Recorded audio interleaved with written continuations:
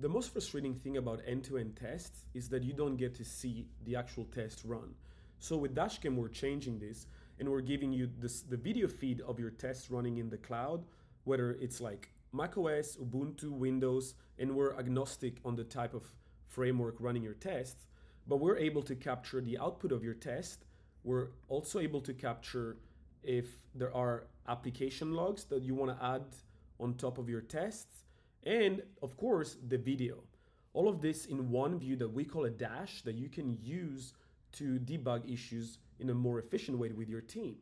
And this is part of a GitHub CI/CD pipeline, which means that when the test has finished its course and it's run, you can see the output directly on GitHub, and all of your engineers can go and review it to see if there's been failures or if there's been false positives, and it gives you the confidence to release software better. So let me know if this is something you're interested in. I would love to get your feedback and perhaps jump on a call and show you how you can set it up because it's free. Thank you.